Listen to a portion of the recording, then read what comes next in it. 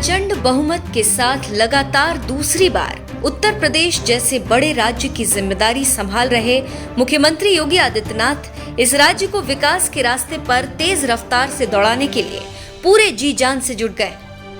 तभी तो देश के प्रधानमंत्री नरेंद्र मोदी ने जहां भारत को साल 2025 तक $5 ट्रिलियन वाली अर्थव्यवस्था बनाने का दमदार लक्ष्य रखा है, तो वहीं पीएम मोदी के नक्शे कदम पर चलते हुए यूपी के मुखिया योगी आदित्यनाथ ने भी अपने राज्य को अगले 5 साल के अंदर $1 ट्रिलियन वाली अर्थव्यवस्था बनाने का टारगेट रखा है। और इस टारगेट को हासिल करने के लिए योगी सरकार अभी से जुट गई है। तभी तो सरकार ने एक ऐसा फैसला लिया जिसके तहत 2 कामों के लिए फ्री में जमीन दी जाएगी, क्योंकि यही जमीन यूपी को $1 ट्रिलियन वाली अर्थव्यवस्था तक पहुंचने का रास्ता होगा।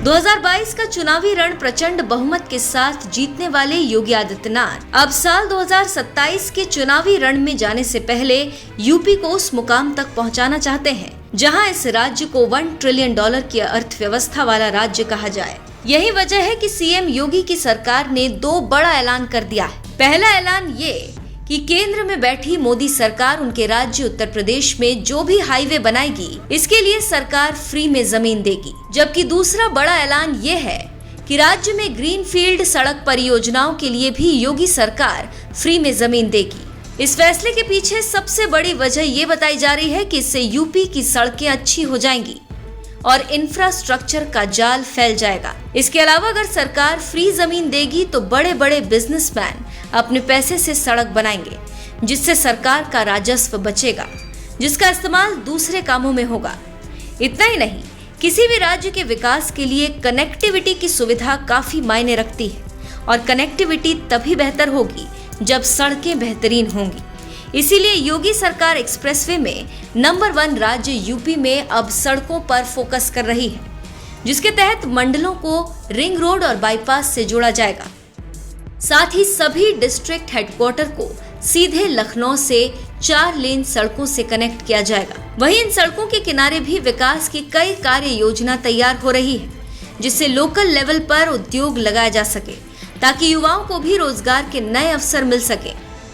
सीएम योगी ने भविष्य की जरूरतों को देखते हुए भूमि अधिग्रहित करने का निर्देश भी दे दिया है। सीएम योगी का मानना है कि इन सड़कों के किनारे किसानों के लिए मंडी, टाउनशिप, बस अड्डे, औद्योगिक इकाइयों की स्थापना होगी। इसके अलावा अन्य विकास कार्य कराए जा सकते हैं। सीएम योगी के विजन के मुताबिक अगर शहरों का सुनियोजित विकास होगा तो सड़कें निवेश का एक बेहतर जरिया बनेगी।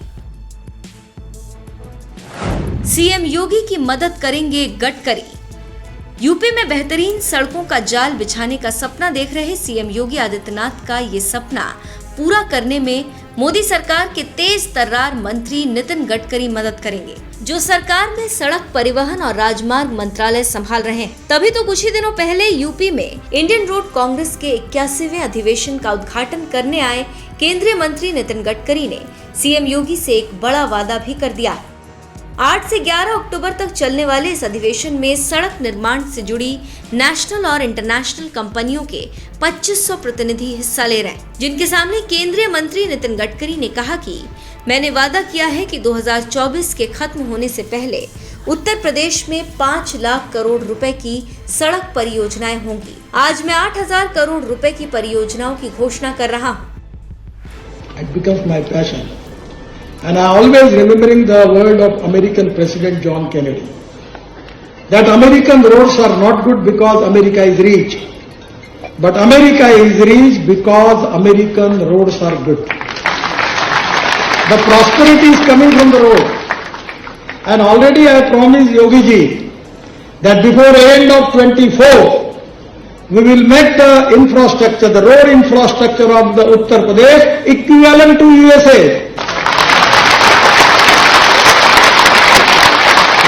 It is only with your cooperation. We need to have more cooperation, coordination and communication between the stakeholders. We need transparent system, fast-track decision-making process, corruption-free system, quality, 101% commitment with the quality, we need to reduce the cost of construction and improve the quality of construction. We can make miracles. You have got the potential.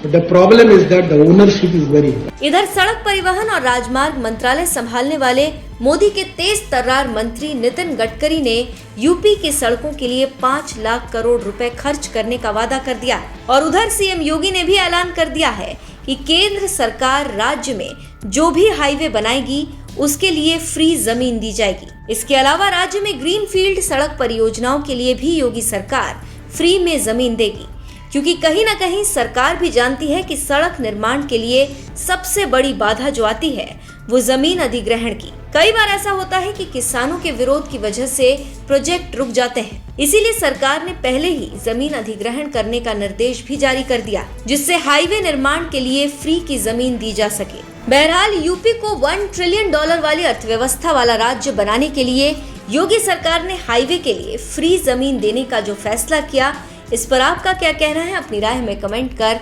जरूर बताएं।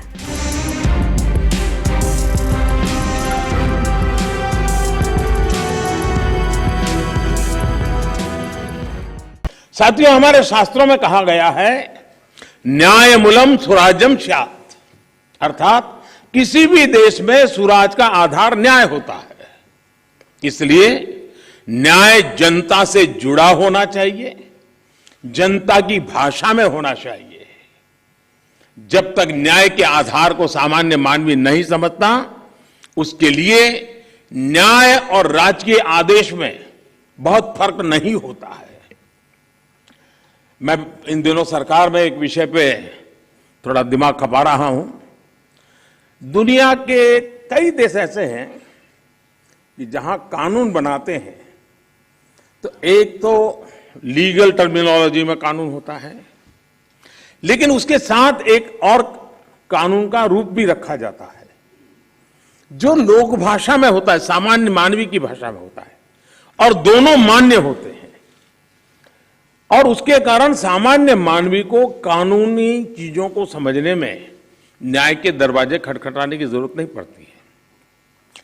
हम कोशिश कर रहे हैं कि आने वाले दिनों में हमारे देश में भी कानून एक पूरी तरह लीगल टर्मिनोलॉजी हो, लेकिन साथ साथ वही बात सामान्य व्यक्ति की समझ में आए उस भाषा में, और वो भी दोनों एक साथ असेंबली में या पार्लियामेंट में पारित हो, ताकि आगे चल करके सामान्य मानवी उसके आधार पर अपनी बात रख सकता है।